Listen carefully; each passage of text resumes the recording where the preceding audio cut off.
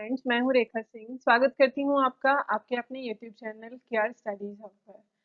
Guys, आज मैं means answer writing के कुछ टिप्स आपको देना चाहती हूँ जो कि बहुत इम्पोर्टेंट हैं। मेंस आपका बहुत नज़दीक है। 65th जो मेंस है वो 13 अक्टूबर से स्टार्ट हो रहा है, 20 अक्टूबर तक चलेगा। राइट, 4 पेपर्स हैं आपके। गाइस देखिए, जो मेंस में अच्छा स्कोर करते हैं और जो बॉर्डर लाइन पे रह जाते हैं या जिनका मेंस क्लियर ही नहीं होता है, बहुत अच्छी नॉलेज पजेस करने के बाद डिफरेंस सिर्फ आपकी आंसर राइटिंग का है कि आप अपने आंसर को कैसे रिप्रेजेंट कर रहे हैं, कैसे लिख रहे हैं। तो आज इस वीडियो में मैं आपको बताऊंगी that how to write a good answer, an effective answer, जो एक बार में ही जो टीचर है, एग्जामिनर हैं, वो आपके कॉपी को देखें, आपके आंसर को देखें और देखते ही उनको लगे कि हाँ ये बेहतरीन आंसर है और वो आपको बाध्य हो जाएं अच्छे नंबर देने के लिए। ठीक है, ये ऐसा आंसर कैसे लिखा जाता है? नॉलेज सबके पास है, आप सब लोग बहुत पढ़ लिए हो, मुझे पूरा भरोसा है। ठीक है, मैं आज आपको कुछ बेसिक टिप्स दूंगी जो बहुत इंपॉर्टेंट हैं और ये वर्क करती हैं। बहुत सारे टॉपर्स के साथ डिस्कशन करके मैं ये आज का वीडियो का निचोड़ है, तो आप ध्यान से गाइस देख लीजिएगा। जो भी मेंस के कैंडिडेट हैं जो मेंस लिखने जा रहे हैं वो जरूर इस वीडियो को देखिएगा। देखिए guys, how to write a good and effective answer in mains, कैसे लिखा जाता है अच्छा आंसर, अच्छे मार्क्स कैसे मिले, एवरेज एवरेज मार्क्स भी मिलते हैं। देखिए, क्वेश्चन सबके लिए सेम होगा, बट जो सबका आंसर राइटिंग का फॉर्मेट होगा वो अलग अलग होगा। ठीक है, आप किसी फॉर्मेट में लिखोगे, सामने वाला जो बंदा है वो किसी और फॉर्मेट में लिखेगा, सबका फॉर्मेट अलग अलग होगा, क्वेश्चन सबके लिए सेम है। राइट, तो how to write a good, देखिए सब इसी चीज को फॉलो करते हैं, introduction, main body and conclusion. ये आपको भी फॉलो करना है, no doubt in that. Fine. Introduction में गाइस आप 2-3 लाइन का पैरा लिख सकते हो। ठीक है, पॉइंट से शुरू मत कीजिएगा, इंट्रोडक्शन में पैरा को ही यूज कीजिएगा, विच इज मस्ट। फाइन। उसके अलावा आप इंट्रोडक्शन को किसी फैक्ट्स के साथ, कोई फैक्ट्स आप उसमें डाल सकते हो, कोई डाटा डाल सकते हो। ठीक है, किसी रिपोर्ट को मेंशन कर सकते हो, इस तरह की जो चीजें हैं उससे इंट्रोड्यूस कीजिए अपने आंसर को। कोई आंसर है, गवर्नमेंट की कोई स्कीम ऐड हो सकती है उसमें, फंडामेंटल राइट्स हो गए, डीपीएसपी हो गए, ड्यूटीज हो गई, फंडामेंटल ड्यूटीज, ऐसा कुछ ऐड किया जा सकता है। आंसर क्वेश्चन की नीड के अकॉर्डिंग ये सब डाला जाएगा। Main body I would like to suggest कि आप पॉइंट्स में लिखिए। ठीक है, ये बहुत इफेक्टिव होता है। और देखिए गाइज, पैरा भी लिख सकते हैं, बट पैराज क्या होते हैं, बहुत बोर हो जाते हैं। और पॉइंट्स में आंसर लिखने से एक तो आपका आंसर अट्रैक्टिव हो जाता है, अच्छा दिखता है, पॉइंट्स अलग अलग दिखते हैं तो बोर्ड मेंबर्स भी पढ़ लेते हैं। पॉइंट्स को हमेशा 1 2 3 करके नंबराइज कीजिए। ठीक है, इस तरह से लिखिएगा, कोई भी मार्क बनाने की जरूरत नहीं है, पॉइंट बनाने की जरूरत नहीं है। इस तरह से 1 2 3 आप लिखिए, क्योंकि अगर आपने 5 पॉइंट भी लिखे हैं तो बोर्ड मेंबर को नजर आएगा कि कैंडिडेट ने 5 पॉइंट लिखे हैं। अगर आप इस तरह से एरो कर देते हो तो बोर्ड मेंबर मैंने कहा, यहाँ पे एग्जामिनर की मैं बात कर रही हूँ। जो एग्जामिनर हैं वो गिनेंगे नहीं कि आपने कितने पॉइंट्स लिखे हैं, बट यहाँ पे सीधा सीधा उन्हें दिख जाएगा। और ये ह्यूमन साइकोलॉजी भी है कि उसको लगता है कि 10 पॉइंट लिखे हैं तो हाँ इतना मार्क्स दे देना चाहिए, 15 पॉइंट लिखे हैं तो इतना मार्क्स दे देना चाहिए। फाइन, तो इस चीज को आप फॉलो कीजिएगा, ये बहुत इंपॉर्टेंट है फ्रेंड्स। राइट, उसके अलावा आप मेन बॉडी में फ्लो चार्ट्स का इस्तेमाल कर सकते हो, आगे मैं बताऊंगी आपको कैसे इस्तेमाल करना है। आप डायग्राम्स बना सकते हो, अपने आंसर को मोर इफेक्टिव बनाने के लिए मैप्स का इस्तेमाल कर सकते हो, ग्राफ्स का इस्तेमाल कर सकते हो। इन सब का इस्तेमाल कीजिए, ज्योग्राफी, हिस्ट्री, पॉलिटी, इकोनॉमी, हर किसी में इन सब का इस्तेमाल हो सकता है, किसी भी आंसर में। फाइन, ऐसा नहीं है कि ज्योग्राफी में ही मैप्स बनाए जा सकते हैं, हर आंसर में मैप बनाए जा सकते हैं, मैं आपको ये बता रही हूँ। ओके, और एक और चीज है guys, a picture is worth 1,000 words. अगर आपने कोई पिक्चर ड्रॉ कर दी है, right, a picture is worth 1,000 words, 1000 शब्द अगर आपने लिखे हैं, किसी कैंडिडेट ने 1000 शब्द लिखे हैं और दूसरे कैंडिडेट ने उसी चीज को किसी पिक्चर में ड्रॉ करके वहां पे दिखा दिया है, ठीक है, तो उसको ज्यादा मार्क्स मिल जाएंगे रादर टू कि जिसने वर्ड्स में लिखा है, फाइन, शब्दों में जिसने बयां किया है उसको उतने मार्क्स शायद ना मिले, बट पिक्चर एक चीज को अच्छे से बयां कर देती है। इवेल्युएटर जो है, जो एग्जामिनर है, उसको भी ज्यादा पढ़ने की जरूरत नहीं पड़ेगी, फाइन। तो ये सब चीजों के कंक्लूजन भी आप कंक्लूड जरूर कीजिए अपने आंसर को, 2-3 लाइन फिर से यहाँ पे आप पैरा डाल सकते हैं कंक्लूजन में अपने आंसर को, किसी स्कीम के साथ, गवर्नमेंट पॉलिसी के साथ, फंडामेंटल ड्यूटीज के साथ, जो भी चीज वहां पे ऐड हो सकती है एट दैट टाइम, उसके साथ अपने आंसर को कंक्लूड कर दीजिए, वो ज्यादा इफेक्टिव रहता है। ठीक है, एक एक करके हम देखेंगे कि कैसे कैसे फ्लो चार्ट्स वगैरह बन सकते हैं, types of flow charts and all. Okay, use of flow charts, देखिए guys, flow charts many types के होते हैं। इस तरह से आपने यहाँ पे कुछ लिखा, उसके उसके बाद आपने ऐसे एरो करके चीज को मेंशन कर दिया, उसके अलावा आपने राउंड करके चारों तरफ लाइन खींच के आसपास चीजें लिख दी, फाइन। उसके अलावा इस तरह से भी फ्लो चार्ट्स बनाए जा सकते हैं। देखिए, फ्लो चार्ट से एक तो स्पेस कवर हो जाता है आपका, जो लिखोगे आप एक पेज को कवर करने के लिए आपको 150 वर्ड्स कम से कम लिखने पड़ेंगे, 100 से 150 वर्ड्स। ठीक है, अगर आप बड़ा बड़ा लिखते हो तो 100-120 वर्ड्स में भी आप पेज को कवर कर दोगे, अगर छोटा छोटा लिखते हो तो 150 वर्ड्स आपको लगेंगे एक पेज को, और वहां पे आपको 5 पेजेस पर आंसर कवर करने हैं, फाइन। एक आंसर आपका 36 मार्क्स का है, और कुछ जो आंसर होते हैं आपके वो 32 मार्क्स के भी होते हैं। तो अगर आपने आंसर को छोड़ दिया, इट मीन्स आपके 36 मार्क्स गए, और अटेम्प्ट किया तो इट मीन्स आपको कुछ ना कुछ तो जरूर मिलेगा। तो सबसे पहले तो ये कोशिश कीजिए कि आप सारे आंसर्स को अटेम्प्ट करें, अटेम्प्ट ऑल आंसर्स, राइट। एक भी आपको जो आंसर है वो छोड़ना नहीं, क्योंकि देखिए मार्क्स बहुत ज्यादा है, एक एक क्वेश्चन, एक एक जो क्वेश्चन है वो 36 मार्क्स का है। ठीक है, तो जो अटेम्प्ट करेगा ऑब्वियसली वो आपसे ऊपर रहेगा, और आपने छोड़ दिया तो आप नीचे आ जाओगे। तो इस चीज को ध्यान रखिएगा। कभी कभी क्या होता है कि टाइम मैनेजमेंट की बहुत प्रॉब्लम हो जाती है स्टूडेंट्स को। तो टाइम को कैसे मैनेज करना है फ्रेंड्स, टाइम ऐसे ही मैनेज होगा, आप ज्यादा से ज्यादा फ्लो चार्ट्स बनाइए, डायग्राम्स, ग्राफ्स, इस तरह से जल्दी जल्दी अपने आंसर को कवर कीजिए, ताकि आपके पास 5-10 मिनट लास्ट में बच जाए अपना जो पेपर आपने जो लिखा है उसको देखने के लिए कि आपने कहीं गलती तो नहीं कर दी है, फाइन। इस तरह से टाइम मैनेजमेंट करके चलिएगा। कई तरह से आपके फ्लो चार्ट्स बन सकते हैं, इस तरह से आप फ्लो चार्ट्स बना सकते हो, इस तरह से आप बना सकते हो, कोई भी चीजें आप अपनी इस तरह से लिख सकते हो। ठीक है, मैं अभी आपको बताऊंगी। ये कुछ आंसर्स हैं गाइस, इन्हें जरा देख लीजिए, ये कुछ टॉपर्स की कॉपीज हैं, तो उनका ये फोटोज खींच के लाए गए हैं ताकि आप देख सके। देखिए, मॉडर्न आर्ट एंड आर्किटेक्चर के बारे में ये है, तो देखिए यहाँ पे फ्लो चार्ट बना दिया है, पहले कोर्ट आर्ट और पॉपुलर आर्ट को यहाँ पे डिफरेंशिएट कर दिया, फिर कोर्ट आर्ट को 3 पार्ट में डिवाइड कर दिया, पैलेस, पिलर्स, स्टूपास, और इंडिविजुअल जो इनिशिएटिव पॉपुलर आर्ट जिसे कहा जाता है वो केव्स, पॉटरी और स्कल्पचर में डिवाइड कर दिया है। फिर एक एक करके इनको लिखा है, केव्स, केव्स में थोड़ा सा 2-3 लाइन लिखी, उसके बाद देखिए क्या किया है, पॉइंट्स में लिख दी कौन कौन सी केव थी, लोमश ऋषि केव, सुदामा केव, कर्ण चौपार, विश्व झोपड़ी। ठीक है, उसके अलावा यहाँ पे फिर 3 पॉइंट्स लिख दिए। इस तरह से पिलर्स की बारी आई, तो पिलर्स में यहाँ पे मेंशन किया, पिलर्स को थोड़ा सा समझाया कि कैसे पिलर्स होते थे मॉडर्न के समय में। उसके बाद फिर डायग्राम बना के समझा दिया, देखिए ये प्लिंथ है, ये रॉयल ऑर्डर लिखे जाते थे, यहाँ पे किंग्स लिखवाते थे, ये शाफ्ट है, ये जो पूरा ये टॉप है, ये ऊपर कैपिटल होती थी जिसपे एक जानवर, ये हाथी बनाया हुआ है, बेल शेप्ड का होता था, अशोकन पिलर ये बना दिया गया है, यहाँ पे अबेकस है, इस तरह से। और फिर ये नीचे कुछ प्रोमिनेंट पिलर्स के नाम भी मेंशन कर दिए, ABCD करके, या 1 2 3 ही आप लिखिएगा गाइज, मैं तो आपको यही मेंशन करूंगी, यही बताऊंगी। ठीक है, तो ये सारे पिलर्स लिख दिए।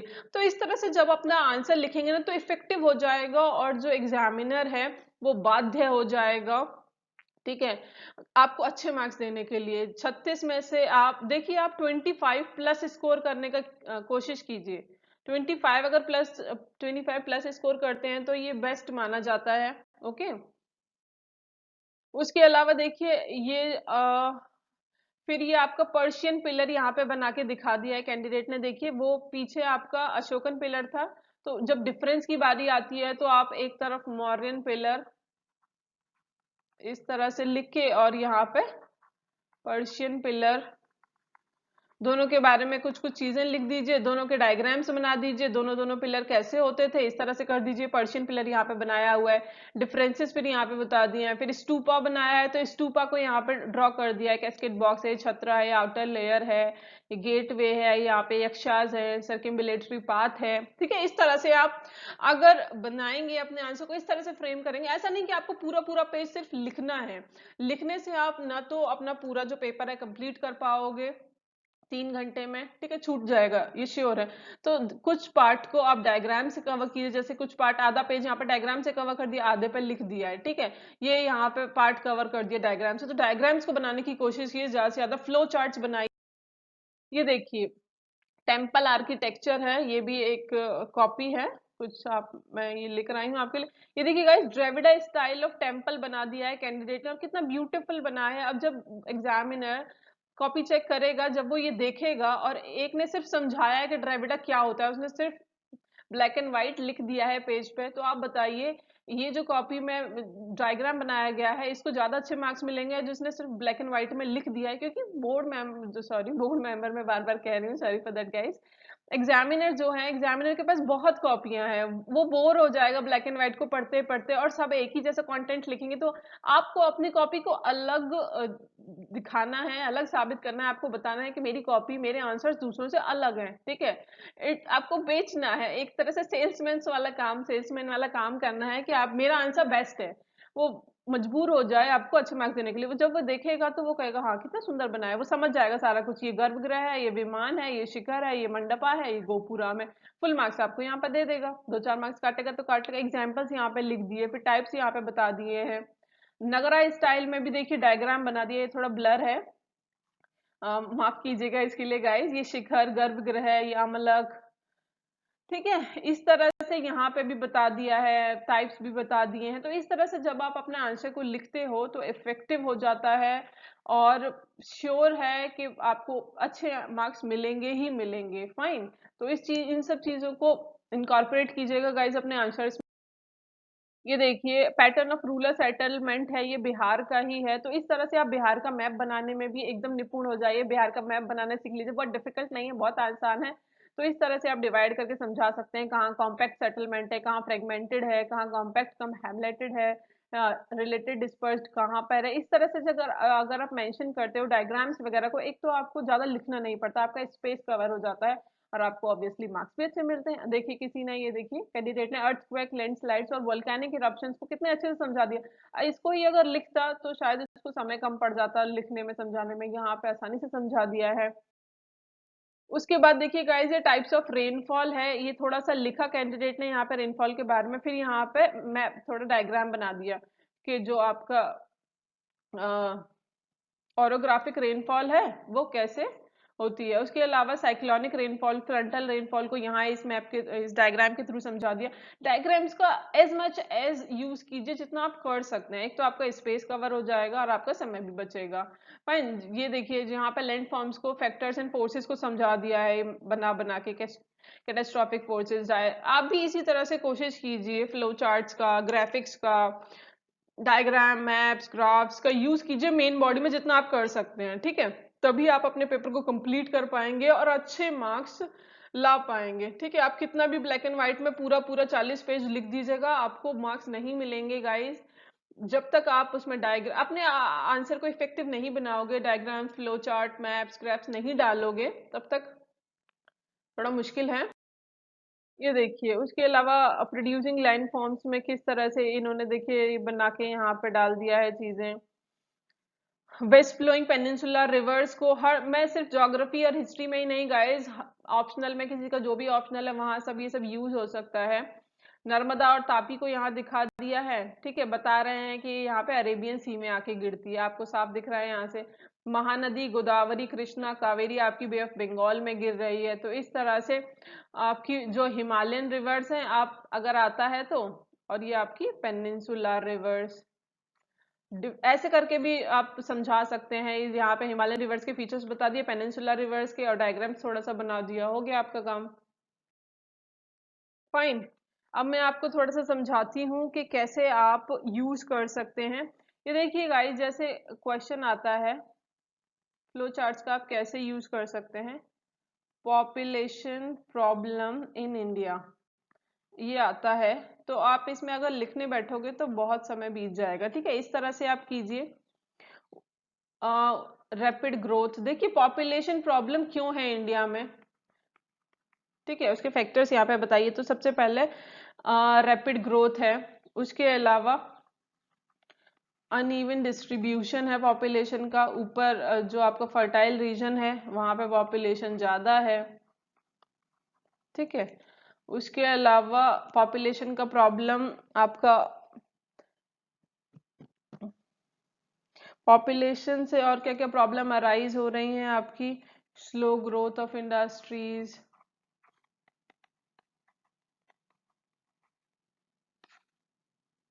Unemployment, hunger and mall nutrition. ठीक है, इस तरह से आप जितने भी पॉइंट्स हैं उनको ये ऐसे ऐसे करके आप लिख सकते हैं। It will be more effective, right. उसके अलावा दूसरी भी चीजें हैं, जैसे इंडियन सॉइल्स की क्या प्रॉब्लम है, प्रॉब्लम्स ऑफ इंडियन सॉइल। तो इस तरह से जब लास्ट में आप अपना पेपर को कंप्लीट करने को आते हो तो लास्ट वाले एक दो आंसर्स के लिए समय बहुत कम मिलता है और ऐसा लगता है कि वो अब छूट जाएंगे। तो गाइस छोड़ना नहीं है, इस चीज का ध्यान रखना। 36 और 32 मार्क्स अगर आपने का आंसर छोड़ दिया तो आप रेस में बहुत पीछे हो जाओगे, और जिन्होंने सारा आंसर्स अटेम्प्ट किए हैं वो आपसे आगे निकल जाएंगे। और अटेम्प्ट करने का ये मतलब नहीं है कि सिर्फ आपने अटेम्प्ट कर, अटेम्प्ट भी इफेक्टिवली अटेम्प्ट करना है, ठीक है। तो क्या क्या प्रॉब्लम है, सॉइल इरोजन, इस तरह से आप बना दीजिएगा। लास्ट में आते आते इनका अगर इस्तेमाल करोगे तो आपके पास टाइम 5-10 मिनट बच जाएगा, आपका ऐसा नहीं होगा, शॉर्टेज नहीं होगी टाइम की। इस चीज का गाइस ध्यान रखिएगा, आपको कोई प्रॉब्लम फेस नहीं करनी पड़ेगी। फाइन। तो इन सब का इस्तेमाल कीजिए, भरपूर इस्तेमाल कीजिए जितना आप कर सकते हैं, फ्लो चार्ट्स का, डायग्राम्स का, और अभी से प्रैक्टिस कीजिए। अगर आप प्रैक्टिस कर लेंगे ना तो आपको कोई दिक्कत नहीं आएगी। जैसे आपसे नेचुरल रिसोर्सेज का कोई क्वेश्चन है, जो एग्जामिनर है उनको इस तरह से समझाइए कि एक छोटे बच्चे को जैसे समझाया जाता है, जैसे ही वो आपको कॉपी खोले तो उनको देखते ही समझ आ जाए कि हाँ जो कैंडिडेट है वो ये समझाना चाह रहा है, और अच्छे से इसने नीट एंड क्लीन चीजों को लिखा है, और वो आपको ज्यादा आपका आंसर पढ़े बिना ही आपको फुल मार्क्स दे देंगे। वाटर हो गया, सन एनर्जी हो गई, उसके अलावा एयर और विंड हो गया, उसके अलावा वुड हो गया, ठीक है। नॉन रिन्यूएबल में आप डाल दो नेचुरल गैस हो गई, ठीक है, कोल हो गया, ऑयल हो गया, पेट्रोलियम हो गया, इस तरह की जो चीजें हैं ऐसे ऐसे करके आप बना दीजिए। इन इस तरह से आप यूज कीजिए, एक तो आपका स्पेस कवर होगा, उसके अलावा आप जल्दी अपने जो आंसर्स हैं उन्हें कंप्लीट कर पाओगे, सारे आंसर्स को कंप्लीट कर पाओगे, और आपके जो आंसर्स हैं वो इफेक्टिव हो जाएंगे, ठीक है। तो मेन बॉडी में इन सबको ज्यादा से ज्यादा यूज कीजिएगा, और फैक्ट्स के साथ, किसी गवर्नमेंट पॉलिसीज और डिफरेंट चीजों के साथ अपना इंट्रोड्यूस जरूर करना है, इंट्रोडक्शन जरूर देना है, और कंक्लूड भी करना है। ओपन एंडेड आंसर मत छोड़िएगा गाइस, उसके मार्क्स कट जाते हैं। तो कंक्लूड जरूर कीजिएगा, भले ही आप सिर्फ 2 लाइन में कंक्लूड करो, बट अपने आंसर को कंक्लूड जरूर करना है, that is important. I think आपको क्लियर हो गया होगा कि आपको कैसे आंसर्स लिखने हैं। कोई डाउट हो तो गाइज मुझे कमेंट सेक्शन में लिखकर जरूर पूछना, I will surely help you. Fine. और अच्छे से आंसर राइटिंग प्रैक्टिस कीजिए। आप चाहें तो अपने आंसर्स को ग्रुप में भी शेयर कर सकते हैं, वहां पे भी इवेल्युएट आपके आंसर्स हो जाएंगे। अच्छे से मेहनत कीजिए, आपका मेंस बहुत पास है। Wish you all the very best. Thank you so much for watching and listening me. Do like, share and subscribe. Thank you so much.